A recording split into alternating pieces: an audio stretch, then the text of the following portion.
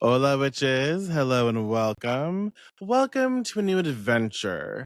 Um, I'm just going to keep it real because that's just what I do. I ramble, I keep it real, and that's enough, I suppose. So, okay, I'm going to be sharing a reading that I'll be doing for someone. But before that, kind of want to sort of like share because I'm going to upload this video to my channel. Um, anyways, rambles. Sorry, I'm a little flustered. Mercury's going to be retrograding. Well, it's stationing, but we still have 6, 30, 7, 8, 9, 10. We have still about 4 hours ish. 10:48 p.m. tonight. It hits retrograde like bam, bitch. Um, and so like right before I just hit live, I knocked over a shit ton. I knocked over some oracle cards, my tarot cards. They just went everywhere. So I'm a little flustered. So let me gather my collect my thoughts. But that is just the way of things. It doesn't even matter if Mercury's not retrograde. This is just what happens to me. So that's fine. I'm still gonna do what I do because I do it well. But before we step into the cards, I really want to share something with everyone who might be listening, okay? So, from time to time, I'll be sharing readings that I do inside a group that I'm a part of as an act of service. So I'm not going to share that group just to respect privacy right now, to respect the people that I do read for. Can you hear the train? Isn't that funny? Can you hear it? I don't know if you can. I'm trying to talk over here, but I'm just not going to share right now because I don't, I want to respect privacy and I'm not going to give people's full names out or share anything of that nature. But I do, instead of saying free reading, like I like the word complimentary. It's the word I think I prefer right now because when I say free readings, it really makes people forget that there's still labor, skill, and spirit involved in the work that we do. So I'm sharing these publicly because it lets people see the process. So potential clients or even people learning to read the cards, it might help you kind of see how I read, how I do the work that I do, and it might inspire you, or it might be like it might inform you like, okay, no, I'm not going to do it like that, right? So whatever. But at the end of the day, the most important thing when we read cards for people is not us, is not the reader. It's not anything about us. It has everything to do with the person that you are sharing the service with, the person that you are reading for. What matters most is that they understand what you're talking about, that they get your attention, that they get your energy, that they get what is being expressed, and that you serve them. That's the most important thing, that they can take something from it and utilize it, right? Um and also, by doing this also lets you understand my process, how I read, how I speak, like how I communicate, because that's not for everyone, because I swear a lot, and how I connect the dots in the readings. So I'm not going to be sharing like last names, no invasive specifics, and no pretending. Again, no pretending that a general reading is the same thing as a private session. So I also want to reiterate that. Like, these are public readings, so these are supposed to be mini readings that we do in this group, as an act of service, complimentary, right? And so that does not, again, I am a professional witch, professional tarot reader. I've been doing this for oh my God, I'm so old, over 30 years. Don't ask me. But like, I've been doing this for a while. And so I'm just sharing that with everyone right now. And so I really want you to understand that these general readings, That's another reason why I'm doing it, because they're not specific questions. If they were specific questions, I don't know that I would do it publicly. But since it's general, I feel okay with that, and that I'm not going to name the person's last name. We're going to keep it as respectful as possible, right? So, and again, general reading is not the same thing as a private session. Private sessions can be a little more intimate because it's just, it's just us together working on your question. We can get a little more detailed. We can talk about things that maybe we don't want to talk about in the public, because again, it's all about the safety of your client, and making them feel comforted, and all of that. Yes. A general reading is a wide angle lens. A private booking is sort of like the close up, more intimate, more precise, more tailored. All right. All right. So, you like my little graphic here that I designed? 30 years experience, professional witch. Runs his mouth because look, y'all, I do be running my mouth all the time. All the time. So, all right. This reading is from Melissa. Melissa, let's do this. Let's do this. All right. And can I just say, we're going to enjoy our experience together. I take this extremely seriously. Thank you for allowing me to share this with you, right? Thank you for allowing me to read for you. And Melissa, I will get you this when it uploads. And if you have any questions, you can ask them directly to me. I will make sure that we have that back and forth. Okay. Again, we got this. I also kind of want to say that, of course, I pick you. And I don't mean that any type of way other than, of course, because when I laid the cards out, I was like, oh, fuck. Fuck. But I also, this is what I do. This is what I do. So I'm going to explain it. I will take pictures of the cards and I'll get them to you as well, but I'm not going to share them on this. Okay. We're going to be doing a 5-card spread. Again, these are supposed to be a little more quick and general, and sort of like mini sessions. But this is what I do. I love a 5-card spread. I love them for quick reads because they give us a starting point. So they have the initiating card, a pressure point, right? A pressure point, which would be like the third card, or our middle card, yes. And we get a sort of end point, right? Which is the last card. So I like 5-card spreads for this. For anyone who's considering reading like that, that's why I just love 5-card spreads. Just do. It's me. Yeah, it's really like it helps us tell a story with grit, because you have card 1, which is initiating. You have card 3, which is like the core of it. You have card 5, which is the end of it. So then cards 2 and 4 kind of connect the dots, right? They help like bridge everything. So I will say that this reading is going to be heavy. There's a lot going on here. I do not come from a place of judgment. Melissa, you are more than welcome to reach out to me, and we can talk about specifics if you want to. I'm not going to express some of the things publicly, because that's not my business. I'm just not for the public. But I will talk about what I need to talk about in your reading.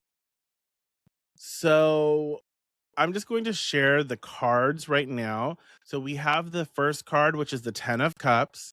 The second card, which is the King of Pentacles reversed. The third card is a 10 of Swords. The fourth card is Death reversed. And the fifth card is the King of Swords. Okay. So we have 2 10s here. We have 2 kings here. And we have Death. Okay, sitting there like a locked door. You keep Death reversed, really. You keep, sitting there like a locked door. You keep putting your hand on and then pulling back. uh my initial response is like, there is some heaviness going on. Obviously, I really do feel like this reading is about death, or is about the death process, or like, again, I feel like something, I feel like this has to do with someone who could have passed on. Because again, and I will explain to you why. First of all, 10, we have two tens. 10 is the end, right? So it's the end of something. And then we have the Ten of Swords, which to me is a sort of death. But right next to the Ten of Swords, we have death reversed. And so there's like a mourning, a sort of grieving process, right? And then we have the King of Pentacles reversed that bridges the Ten of Cups and the Ten of Swords. And so that kind of tells me, like, oh, this very well could be some sort of like addiction, or someone who is depleting, or someone who's draining a resource, like draining someone's happiness. Because again, with the Ten of Cups, we know that we're talking about, like, there was a time where we were happy, there was a time of joy, there was a time where things were going really good.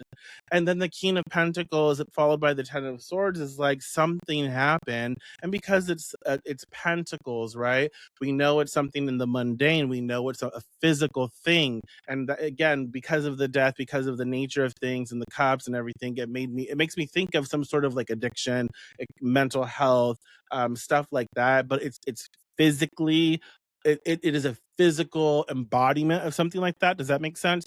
And so that leads me to say that there is a depletion, right? Because the King of Pentacles reverse kind of looks back at this happy moment and is taking from it. And what is happening is the Ten of Swords. And so there's like, oh, the result of that is this sort of down and out, like rock bottom type of energy. Yeah. So let's just walk through it one card at a time at first. So with the Ten of Cups, okay, with the Ten of Cups, we have water, 10, the number 10, which is the end, and Mars and Pisces. And yes, Mars and Pisces is a fascinating contradiction here. Mars wants movement, Pisces wants surrender, but also Pisces, like the fish, so there's movement there as well. But Mars is like this fire, this heat, this aggression, this warlike, energy. And Pisces, can be dreamy, can be fluid, can be joyous and happy, but there's this undercurrent of heaviness with Mars and Pisces, right? It wants that surrender, but Mars wants to cut. Pisces wants to dissolve. So, Melissa, the Ten of Cups is the picture on the wall that still makes you stop when you pass it. It's a kind of nostalgic memory, a memory of we were happy and we had something real, or I thought this would last. This card can be family or community, partnership, chosen family, or simply the dream of it. But there was a connection there, right? There was something that was joyous. It was good, and good while it lasted. So if we're talking about we're talking numerologically, gosh, I can't say the word. 10 is completion, the last sort of like rung of the ladder before the next cycle begins. It's a chapter reached. It's this chapter reached its full expression type of energy. Not always happily, but completely, fully. Now, because this 10 is Mars and Pisces, I read it as emotional fulfillment that got complicated by something messy, right? Um, okay. Mars Mars brings heat, yes, and conflict. And Pisces brings porous boundaries.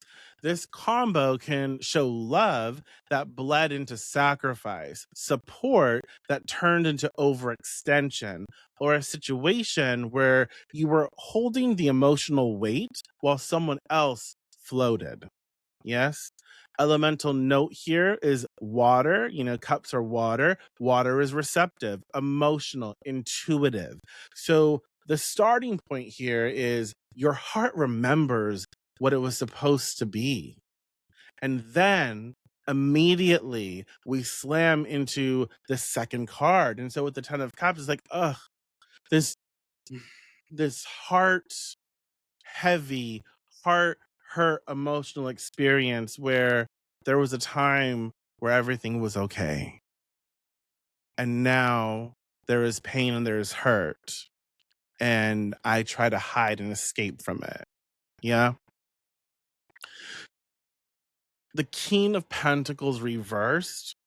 So we have fire of earth, right? Because fire is associated with the kings, and earth is associated with the pentacle suit. So fire and earth energy.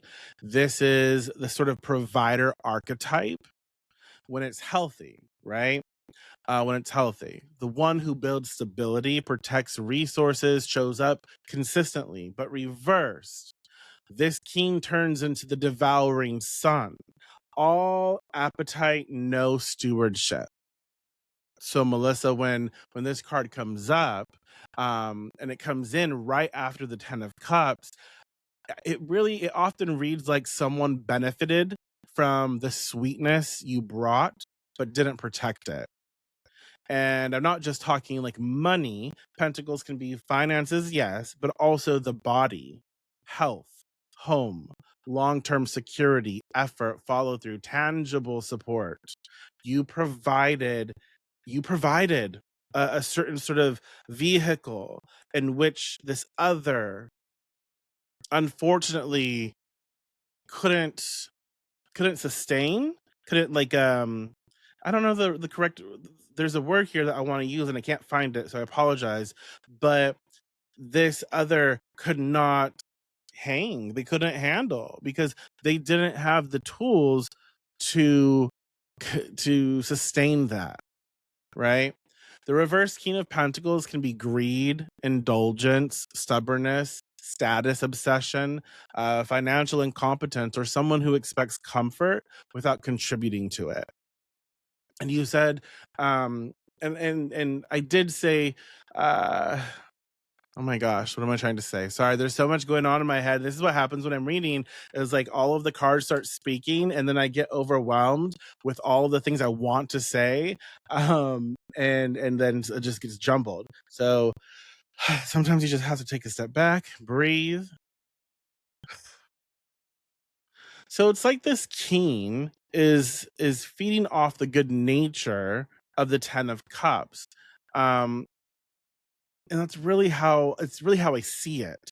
The King of Pentacles reverse couldn't be the King of Pentacles upright, and so they slowly started to latch on to the happiness and start to siphon it. So this is the card of, I took what you offered and then I asked for more. So it's like, I am taking this and I need more. Give me more. Or I let you carry the weight while I keep my hands clean, right? Or I demanded loyalty, but I did not earn it.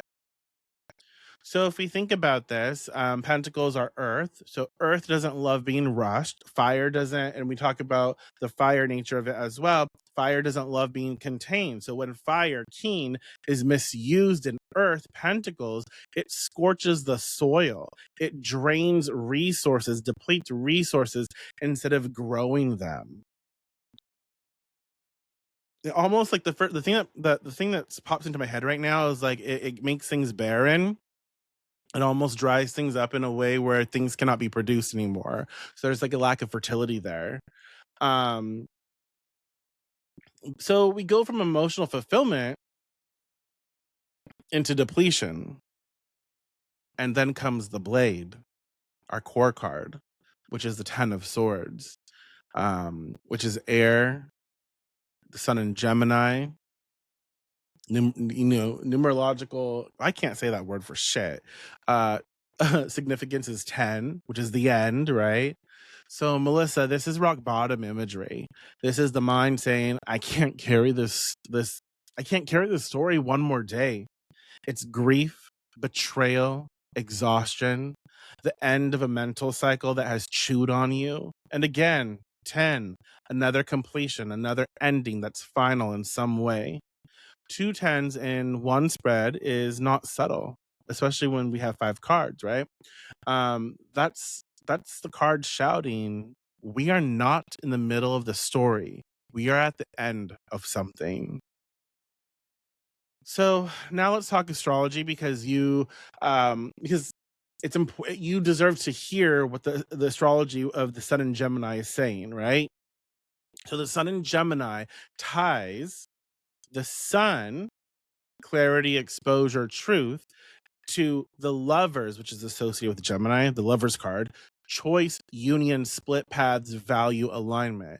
And that's why I kind of feel like this has to do with a relationship, someone you loved or someone who had your heart, someone, because again, sun is like your life, right? This life thing. And Gemini is the lovers. So it very well could be a lover. This could also be like familial love in the sense of child, right? Or someone who you cared for who is no longer. Does that make sense? Um, the Ten of Swords isn't only heartbreak, it's also mental overload. It's the brain replaying scenes, conversations, regrets, and like, what if I did this differently? Or what if I said this? Or what if I gave them this? Things could be different. But it's choice and consequence living in your nervous system. Gemini is the mind, the narrative, the inner dialogue, the endless spinning. And the sun says, eventually, this pain gets illuminated. Eventually, the truth shows itself. Eventually, something breaks open. But Melissa, I do ask that you hear me carefully. You'll get through it. It's not the same. It's not the same as pretend it didn't happen, but you'll get through it. Okay. This card asks for processing in survivable doses, small spurts. There's a shit ton of shit that you are going through, that you've been through. But and it is important that you have the necessary tools and resources to navigate that, but not all at once. Not all at once. Small spurts, bite-sized grief, because the Ten of Swords can become self-harmful when we try to process everything all at once. Okay? So if this is grief, trauma, heartbreak, or a rupture that changed your life, the cards aren't asking you to be inspirational. They're asking you to be real. Okay. And I'm going to say what you probably already suspected. The middle of this reading is absolutely, it absolutely can point to literal death or a death like loss. And I'm not here saying like you're dying. No, I would never. I don't do that. But this is to me is definitely dealing with grief of losing someone, right? A death of sorts that feels so physical and chaotic in a way. Like the mind can't process what is happening. Does that make sense? Um, Sometimes it's a person, sometimes it's the end of a relationship, sometimes it's the death of a version of you. And a lot of times when we deal with death, it's all of those things. Because when we lose someone, we lose a part of ourselves, like who we were with them, are the role that we fulfilled with them, for them, because of them, and us. Then it's the death of what that could have looked like, but also what what do I do now moving forward? So oftentimes it's a little bit of all of those things. Um, but the next card tells me whatever it was, part of you is still stuck in the doorway. Because card 4 is death reversed. 13, which is a sacred witchy number, which reduces to 4. We have Scorpio and water. Okay. So death upright is transformation, a necessary ending, a clean cut, the scythe doing its sacred job. Death reversed is not no change, it's resistance to change. It's stagnation. And I will say to you, my friend, like stagnation, it is not good, especially when we are dealing with grief. I mean, it's not good, period, because it's just yucky. Stagnant water is gross. But like when we're dealing with grief, heart hurt, pain, the death of things, of experiences, relationships, memories, um, it's not good to stagnate. It's too much. So holding, like, it's stagnation, holding on, keeping the wound open because closing it feels like betrayal. And if we talk about the numbers here, 13 is sacred, initiatory, a threshold, but it also reduces to 4. And 4 does not change. It's stubborn. It can be control, structure, stability, when and stubbornness when fear is driving. So, Melissa, Death Reverse says you're not done because something in you is still trying to organize the chaos into a story that makes sense. Scorpio is deep water. It doesn't do shallow processing. It wants truth, even if it hurts, especially if it hurts. This card, looking at the 10, looking to the left, looking at the 10 of swords, is like, I know this happened. I know it ended, but my body hasn't caught up to the facts yet. And I want to validate something without coddling you, okay? Grief isn't linear, neither is healing. But death reversed is a warning that staying fused to the pain too long can become decay. Okay? Not because you're doing it wrong, but because the human heart can only bleed for so long before it starts to poison the rest of the system. This is the part of the reading that is extremely important because I really want to take time to express the fact that I'm not telling you how to grieve, how to mourn, how to heal at all. But I am saying that with death reverse, looking back at these things, it is really important that you find small things of happiness, small things of joy, small things to be able to process to get you through and get you moving. And also understand the grieving process is forever.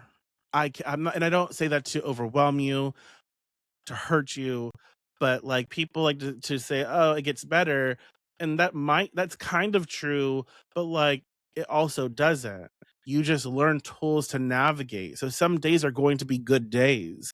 Other days are not going to be so good. And that's just the life that of someone who deals with grief, right? That is the life that we live moving forward.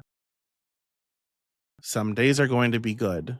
Some days are going to be challenging. Some days are going to be somewhere in between. But we have to show up and do our best every day with whatever it is.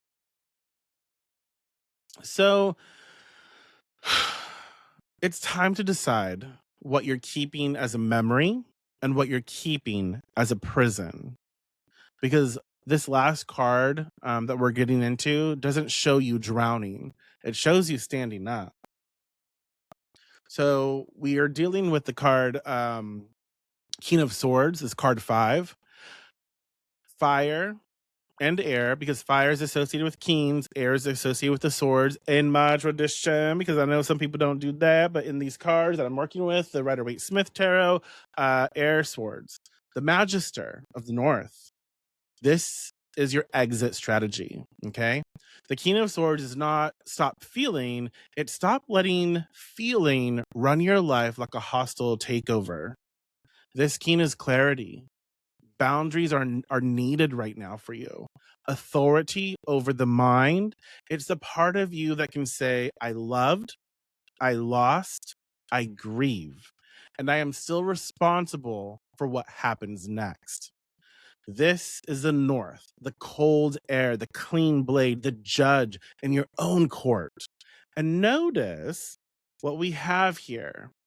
We end with a king upright after a king reversed. That's a sort of restorative energy. That is restoration of leadership.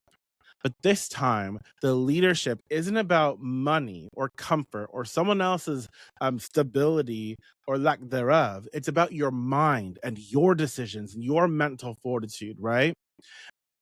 We talk about the air because its elemental dignity is air, and air feeds fire.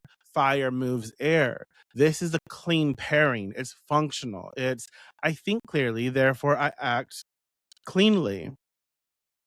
So, my guidance for you, Melissa, is not to dry your tears like your feelings are an inconvenience. No, honor your emotions. But your tears are part of the spell of living. Okay? The King of Swords says, choose your thoughts with discipline. Speak the truth, even when it's uncomfortable. Get support that is practical, not just emotional. Set boundaries that don't require permission. Okay? So, if this reading is touching grief or trauma, this king can also point to therapy, grief counseling, structured support, legal matters handled cleanly, or simply you deciding, I'm not negotiating with my pain today. I am directing my life. Okay. So here we go. Here it is. You began from love, hope, belonging, or the dream of it. Something or someone destabilized that foundation for you. The rupture hit your mind and heart hard, and it has been heavy. Part of you is resisting the sort of finality of the change because endings hurt and transformation is brutal. But the way forward is clarity, structure, and truth, not avoidance, not spiritual bypassing, not pretending you're fine. So, one question I do want you to sit with after this reading, after you process this, is what part of this pain is grief and what part of it is loyalty to something that already ended? Because the King of Swords doesn't ask you to erase the past, he's asking you to stop living inside of it. All right. So, with that being said, with that being said, that's what I'm getting for you. You know, I really do feel like you are processing grief. I really do feel like there are some heavy things that you're going through that need your attention for sure, but you've been giving it in a way like the attention it doesn't need. I think that it's important to sort of learn to dry up. So with the King of Swords, it's a learning to apply mental techniques, mind programs, whatever, that are going to help you navigate this overwhelming drain, right? And so, whether that be therapy, counseling, whatever it is for you, I'm not going to tell you what you should do. It's up to you to take that power and decide what you want to do with it. But definitely get your mind in check, allow yourself to take bite-sized chunks out of what you're going through and process a little and then live a little, process a little and live a little. Allow yourself to find some joy and find things that matter to you again. Okay, it's not over. You are getting through this, absolutely. But the importance is not to stagnate. So the importance is not to keep looking back at the 10 of cups thinking you will never be able to have that happiness again. Sure, it may not be the same, but guess what? You can have better.